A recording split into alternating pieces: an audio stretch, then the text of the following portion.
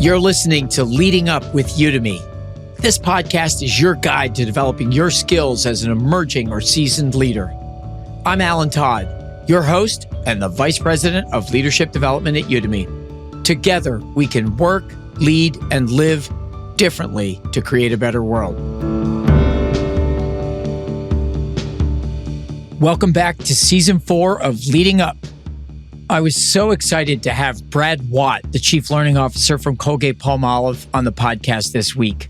He had this really cool concept of getting the right people with the right skills, doing the right work the right way, and the role of leaders in making those things happen. The CEO, I would say, is absolutely important. They provide the vision and the strategy and the resources to be able to get things done. But at the end of the day, it's the people that innovate. It's the people that understand consumers or individuals' needs. And it's the people working together that ultimately create the competitive advantage in the organization.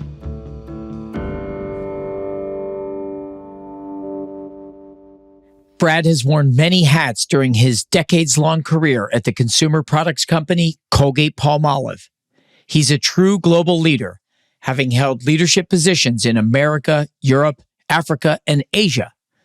Currently, he's the Chief Learning Officer, a position that leverages his deep management experience to ensure the company and its employees are set up to thrive in the digital economy. Brad is a member of the Board of Trustees of the American Management Association, a Gartner advisor. He studied at Henley Business School, Dartmouth's Tuck School of Business. Brad, welcome to the podcast. Hi, Alan, and what a pleasure to join you on this really, really important discussion. Yeah, thanks so much for being here today. I want to start with, I think in the press, we hero worship CEOs and put them on the covers of magazines and write incessantly about them. And sometimes I think they get too much credit when things are going well, too much blame when things aren't.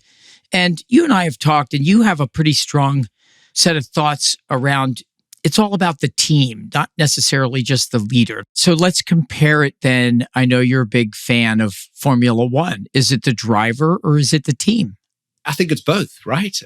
My favorite driver is Lewis Hamilton, winner of 7, arguably 8 world titles.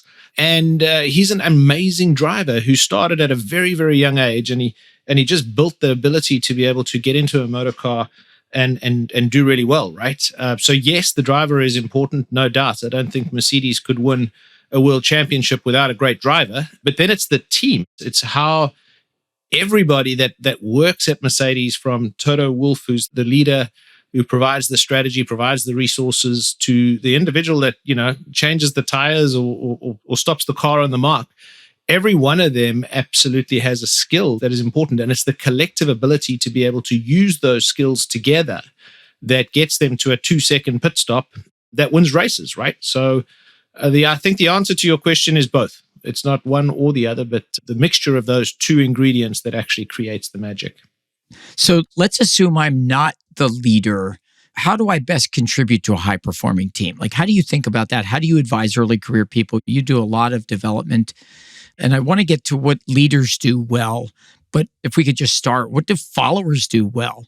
If you just even think about the word leader, right? You could be leading one person, you could be leading a team, you could be leading a function, or you could be leading an organization, but lead is in the front. And I think, and this is just a personal philosophy, is you've got to lead by example. Your people look up to the leader. So you as an individual need to behave in the right way and set the right example. And then I think you've got to create the environment or be that team player that really reaches out and creates and cultivates trust. I think those are key components to how you, either as an individual contributor or as a manager, leader of people, you could do both, right? If you're the person in the team that's always creating havoc and not collaborating and not being inclusive, that's not going to create a good environment. So, do your part, set the example, and others will follow as an individual contributor. And then as a leader, it's absolutely your responsibility to be able to create the right environment, to allow experimentation and to cultivate trust. Yeah. So there's the famous social psychologist, Kurt Lewin. I think it was in the 40s, 50s. And he came up with this equation that behavior is a function of the person and the environment, and kind of proved that by running experiments, right? And the metaphor that I like is the dirty fishbowl. So like imagine a dirty fishbowl, a bunch of fish, and you take the fish out, send them away for some training and clean them all up, scrubbed, clean and perfect. And you bring them back from training and put them back in the dirty fishbowl. What of course happens is he becomes a dirty fish again because the environment isn't there. And you've talked about environment and all of that and building trust. How do you see leaders create that environment? How do they create an environment for teams to flourish or people to do their best work? We employ people with very specific skills. And I've seen it so many times where you go out and you recruit somebody and you bring them in and you've spent a lot of money actually trying to find that particular individual with those particular skills. And then they come into the organization and then you don't want them to use those skills. You want them to do what you want them to do, right? And it's like, and I think that's often quite, the problem, right? The dirty fishbowl is you go out and you find a very specific individual. You don't want to put them into an environment where they can't perform. You rather want to put them into an environment where they can perform. And I think leaders need to create that environment where they absolutely, trust, empower, and hold accountable individuals with very specific skills. You wouldn't put the guy that changes the tire into the driver's seat of a Formula One car, right? Like they're not going to perform. So put the right people with the right skills in the right place to be able to do the right stuff, and then allow them to actually get out and do their thing. And then provide the support and the encouragement and allow, failure. And, I think it was Nelson Mandela who said, there's only two things you can do, right? You can either succeed or you can learn. You never fail. If you're not getting it right the first time, you need to learn from that and you need to try it again. I think that's the type of environment that certainly I like to create in my teams. It's actually interesting. I'll go off on a bit of a tangent now, but generative AI is the big thing, right, at the moment. And you can use generative AI, or you can approach generative AI in two ways. One way, which is like, we got to be really careful of this thing because it could be dangerous and it could create all sorts of havoc. Or we can learn from generative AI and we can learn how to use it. And we need to understand the risk and experiment with it and see what it can do and what it can't do, right? And I think that's the type of thing that we've got to continuously look at and face and say, okay, how do we create an environment where we can experiment and learn? And if the learning is good, we'll progress it. If the learning is not good, how do we then retract and move in another direction, right? So that's the dirty fishbowl, the clean fishbowl, right? Yeah. And I'm reminded Abraham Maslow said that people learn to the extent that they feel safe enough to dare. What do you have to do to make a place feel safe enough for people to dare in terms of what we see out there that people are feeling disengaged or disconnected from the business? There's not a lot of research right now that says people are feeling safe enough to dare out in the business world.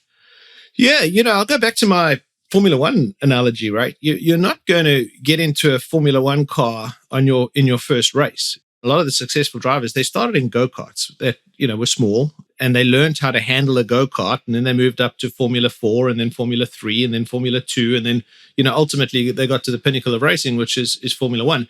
So I think about it in a business context, don't take a person and throw them into a job that they're just not equipped to do and then wonder why they fail. I think as leaders and managers, it's up to us to really build people, and build their ability to be able to do things. Give them small projects and small tasks. Give them the experiences that are going to help them to build the skills and gain the confidence.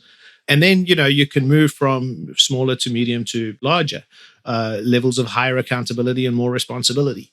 And I think that's how we got to think about organizations, which is just a collection of people, right? And we've got people at different levels, at different stages. And how do we create those environments where they can learn, where they can experiment, where they can build that muscle, so ultimately they can lead bigger teams and make more of an impact. And then hold people accountable. I firmly believe that over time, given the right opportunities and gaining the right skills, you also need to be accountable for it. I think it drives motivation and it actually drives ownership to a large degree if somebody feels that they're actually accountable for doing something. Yeah, I've heard you talk about accountability before, and I think a lot of people, they hear accountability and they think punishment. And I feel like you use the term differently. I've heard you use just different words around helping and coaching and trusting. So I'm wondering if you could talk about just your point of view on how does a leader hold people accountable?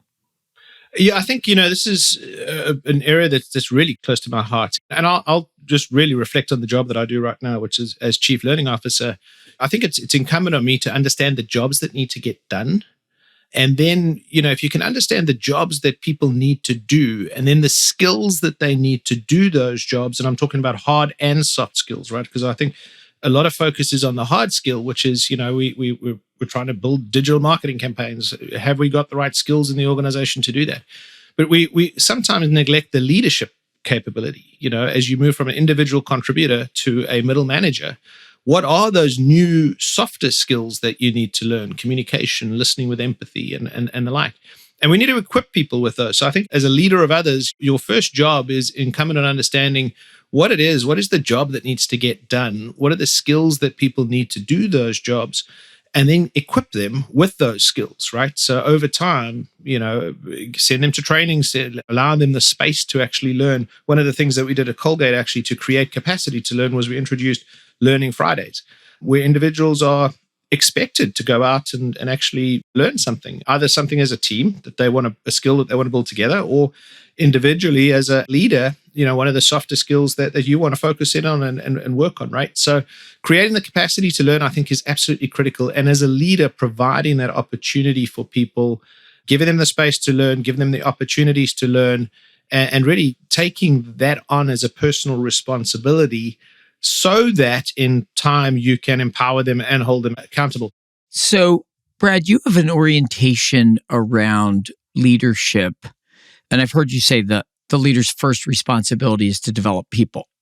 And Dave Ulrich, kind of the father of modern HR, professor at University of Michigan, and I've seen him present research that he lists like 36 leadership competencies, and developing people comes in dead last. I forget if it's 36. I don't know the exact number, but it's like, this is the thing that they're worst at. And I know it's something that you hold dearly. And I'd love to have you kind of talk about why do you hold that view and how do you try and imprint it on Colgate-Palmolive? I don't know why it comes in last. And maybe I think if you differentiated that data and said winning companies versus other companies, I'm not sure. I haven't seen the data, but you might see a different picture, right? I'll go back to where we started, which is at the end of the day, companies are just a collection of people. And if we haven't got people with the right skills, doing the right things and working in the right way, then you're going to create chaos, you're going to create friction, and you're going to create anxiety in an organization. An organization is like a body to a large degree, right? You've got a mind, the skills that you have in the organization, you've got a body, the way the organization is organized, the people in the way that they've organized. You've got a soul, which is the mindsets and the stories and the legacies of an organization. You've got the DNA. The DNA is essentially the purpose, the values, and the leadership principles that you embrace. And they all need to work together, in order for the organization to thrive, like a body would thrive, right? So you've got to keep the mind sharp. You've got to keep the body fit. You've got to keep the soul true. And the DNA needs to all ladder up in the right direction. We've got a purpose. We have values that expect a way of behaving in the organization. And we have leadership principles in terms of how we want our leaders to actually behave in time. So I think, as I think about the question at totality, it really is about making sure that all of those things are working in concert. If you don't have the right skills, you're going to fall short of the things that you need to do. If you haven't organized those pieces properly, you're not going to be able to create the mechanism to get things done, right? So you're going to lose trust in the organization. You're going to lose trust in where you need to hand over things. And if you're not all working towards the right purpose, you create confusion and you're not really sure, what we're doing, is it actually contributing to where we want to go?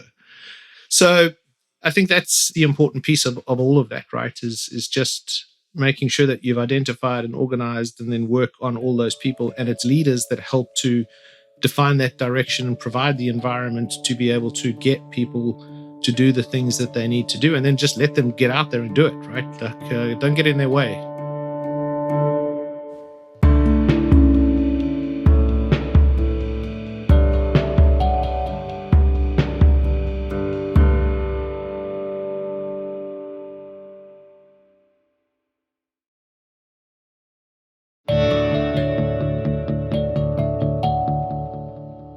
I wanted to go back to this concept about the leader's role because You described the leader as their job is to develop people. And then you described as accountability as like helping them and supporting them and removing barriers. And I think what we see is that a lot of people think that job of management is more of the hard skills, pushing projects and managing up and down and managing meetings and schedules and status and things like that. And they're not so good at all of those other things, like taking the time to develop people. And I'm wondering, what advice do you have for those that don't take the time to do the softer skills, the leadership skills? How do you do that? Do you teach that? Do you recruit for that? Do you find people that are naturally better at it than others? Well, so here's an interesting thought. And I've heard Simon Sinek, talk about this and saying that middle management is really where a lot of companies fall short, right? You got strategic leaders that know the vision, they know where to go. You got individual contributors that have the skills and are able to do jobs.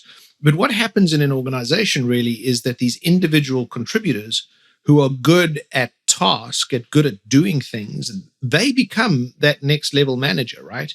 And I think, if you're in an organization, Colgate, thank goodness, is not one of those organizations where you don't have a good leadership program that prepares people to move from individual contributor to manager of others and then leader of functions or leader of sort of areas. I think what you can do is just, hey, go out there and skill yourself up, right? Like LinkedIn Learning, Udemy, there are so many places where people can actually go to and get access to how to be a better leader. And I think that's the big thing, right? Like when you're on an aircraft, they say, put your mask on first. You can and you should. If you're now being promoted as, an individual contributor that had no responsibility of people, but just responsibility of task, to now a person who has got both responsibility of task and responsibility of people, go and figure out what that means and what are the attributes of great leaders. Get access to and learn and start, practicing those skills. And in time, you'll start to do things differently and you'll start to have impacts on people and you'll start to see the reaction of those people. And motivated, well-skilled individuals will contribute more and you will achieve your goals while they achieve their goals, which is, I think, the magic, right? Yeah. So building on that same concept of leaders developing people, Michael Porter from Harvard Business School, the strategy professor, I remember one time he said that great leaders teach strategy. So it's not enough to come up with one you talked about, but you've got to make it teachable. Jack Welch used to call it a teachable point of view, but you got to make it teachable for people to understand it. It's not enough to communicate. It's communicate so that everyone understands. And I've heard you say that our philosophy is great leaders teach, and I've heard you say the phrase a number of times. So I'd love to hear and see if we can talk a little bit about just the concept about leaders teaching. We actually say great leaders teach and Colgate leaders teach. But yeah, I think that the role of a leader is to help others to reach their goals, and you can do that through really coaching and helping and teaching, right? If you read a book, you'll retain 10%. If you teach somebody the content in that book, you'll actually know more closer to 100% of it. Well, you need to know because otherwise you can't teach it. So I think that's the first thing is if you want a job to be done in the right way, really make sure that you understand what needs to get done so that you can coach and help and teach and get people to move in the right direction. I like, though, the idea that great leaders teach, Colgate leaders teach. It reminds me of all men are mortal. Socrates is a man. Therefore, Socrates is mortal. So that means all Colgate leaders are great. And I think that it's a really interesting mindset. Is it true, let me say, that you're not going to make it up the ranks if you're not a leader, teacher, if you're not supporting development? You're just not going to make it at our company. Is that true? No, without a doubt. And I think in the world that we live in, Alan, just maybe to build on that a little bit and why it's so important is you think about, and I'd even reflect on my career and when I was growing up, the world was slower. Things were more deliberate. You could take people out of the flow of work and you could put them in training for 2 days, 3 days a week, and then you bring them back and they can get going. Today, at the speed of change, you've got to make sure that you're bringing learning into the flow of work. And what better way to bring learning into the flow of work than actually to have somebody teach you on the job? Let's go back to the old apprentice type model, but we've got to build, buy, and borrow. You buy in the right skills, you use those skills to help build the skills in the organization, and then you put those people in different places and have them use their skills so that we can actually get scale and the like, right? So it's twofold. It's number one, you become a master of what you're doing if you teach it, and you really are doing it in the way that the work is done, which is where the power resides. And then you're helping people get to where they need to get to. Yeah, I like how you framed it, because it's almost like I can hook everything you say back to the right people with the right skills doing the right work and doing it the right way. When I keep going back to that framework, I'm wondering, when managers are stepping up for the first time, and I think we're talking to a lot of listeners that are aspiring leaders. They have a lot of potential and they have great ambition. They're not a leader yet, they want to be, or they're a frontline leader first time. What about those that they feel nervous watching the work get done, and they know what needs to get done and how to do it, but the idea of just having to let other people fail and struggle along and not jump in and do work? Do you see it? Do people struggle with it? And how do you coach around that? It's almost expected that people will struggle with it. If you're an individual contributor and your individual objectives were really around the how you got things done and when you got things done, now you become a manager and you've got to rely on other people doing things. What I would say is that delegation is not abdication, right? And that's the mistake that a lot of people make. And I think that's where you erode trust, is you go out, you delegate, the job doesn't get done, and you jump all over them, or you dump all over them like a ton of bricks, right? And then you've lost the trust, and who's going to want to work for you again?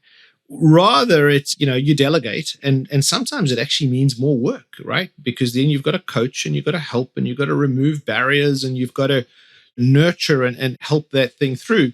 But as people take on more and you empower people more, but you give them the support that they need, they build the confidence, they build the skill, and then they build the ability to actually get things done. And by the way, I can point to both ways, right? Some people that have really behaved like that and helped me, and I've really got a lot out of it. And those others that are micromanaged, and I've hated it. I have not enjoyed working for that type of person at all. So I think that's what you got to do, right? And then know that people learn through the things that they do, right? And they're either successful at doing it or they're learning from it. But it's really important that you allow people to be able to learn. And I think we can all reflect on ourselves. You take a 9-volt battery and you put it on your tongue and it stings. You're not doing it again. That's a learning experience, right? Yeah. And just make sure that they're not big experiences that are going to be detrimental. You've got to do it in a metered fashion. But as an individual, take responsibility, put your hand up, put your foot into the ring. Yeah.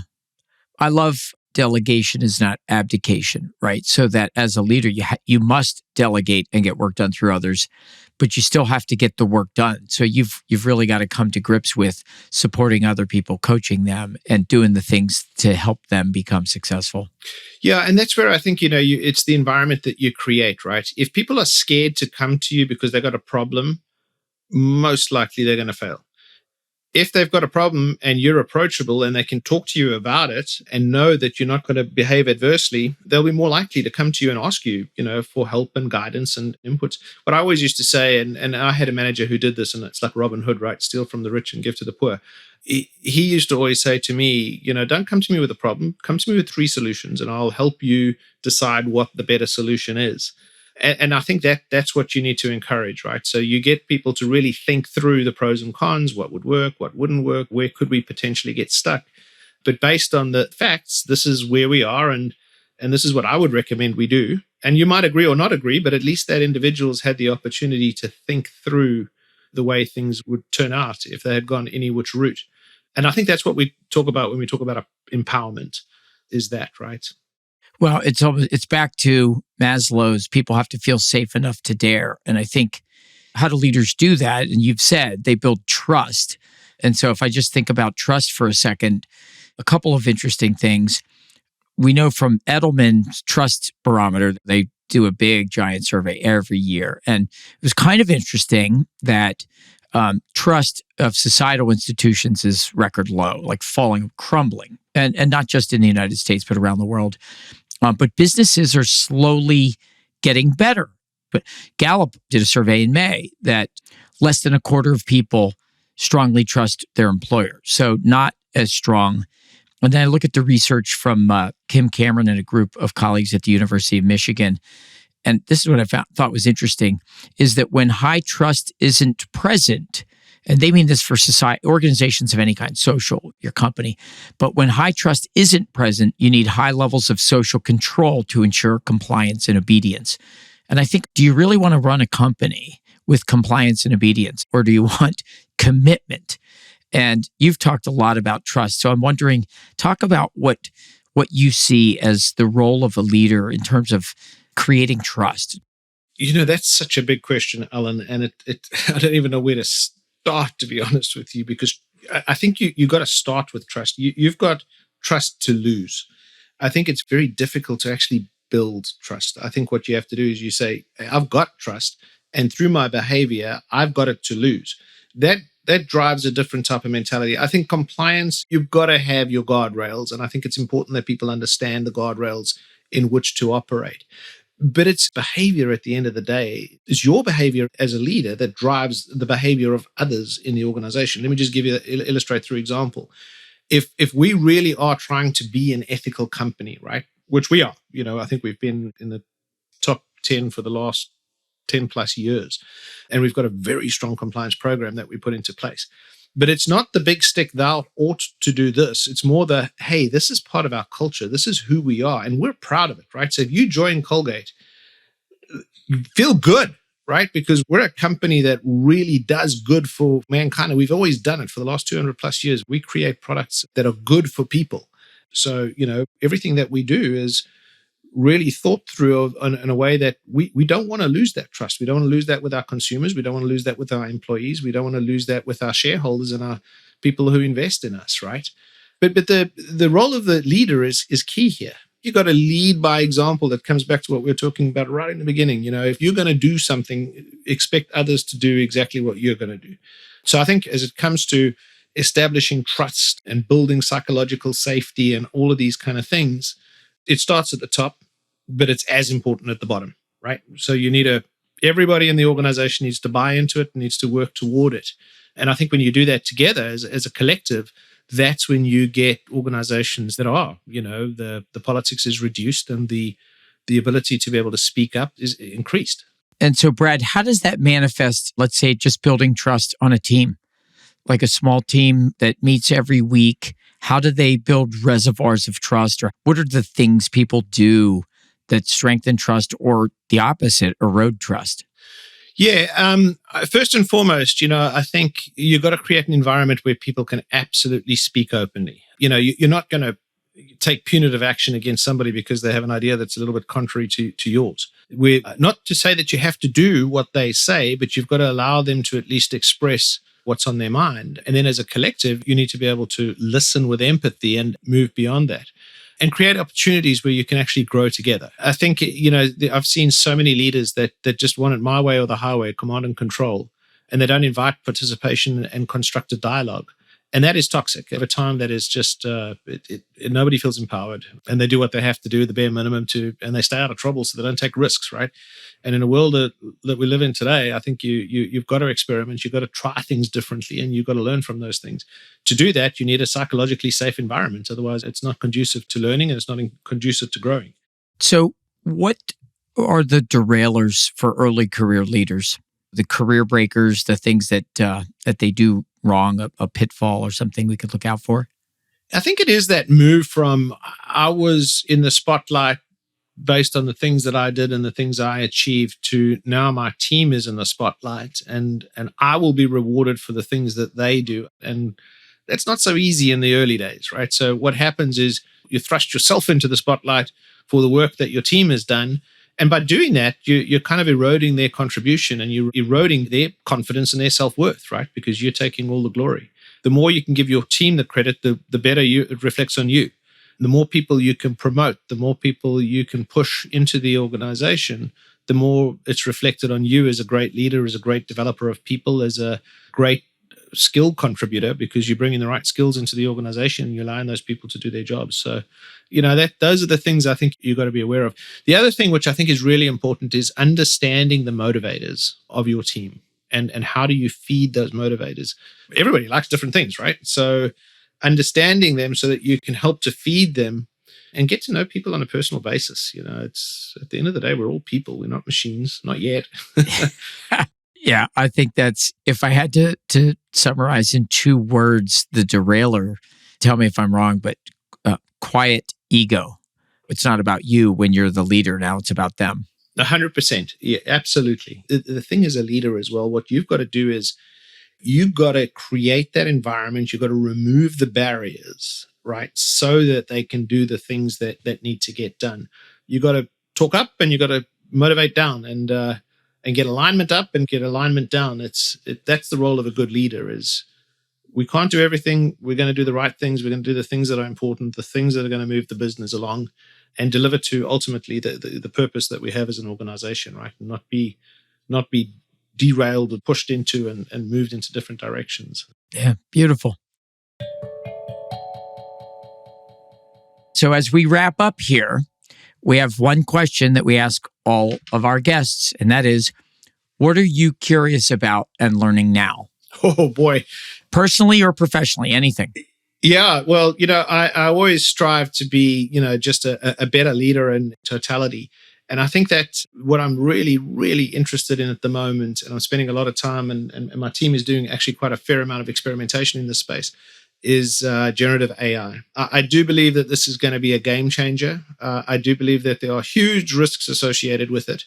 But I think if you do it right and you can augment machine and human, it's going to create tremendous, tremendous competitive advantage in the future, both from an efficiency perspective, but also from a productivity or a effectiveness perspective, right? So, and it's nascent, it's new, it's, lots to learn, but it's exciting. Yeah. Yeah, it absolutely is. Momentous time and change around generative AI, and thinking about its implications for learning and leadership are very interesting. Brad, thank you so much for joining us on the podcast. It was fun, Alan. Let's do it again. Thanks again to Brad Watt for joining us today on the podcast. Follow Leading Up, a podcast from Udemy Business, wherever you find your podcasts. Did you learn something new this episode? If you did, and I hope you did, consider telling a friend about the show or sharing the show on LinkedIn. We want to inspire as many leaders as we can. To learn more about Leading Up or how Udemy can help you develop leaders at scale and move business forward, visit business.udemy.com. The Leading Up podcast is produced by Udemy in partnership with Pod People. Special thanks to our production team, Alex McManus, Amy Machado, Brian Rivers, Michelle O'Brien, and Carter Wogan. Our original theme is by Soundboard.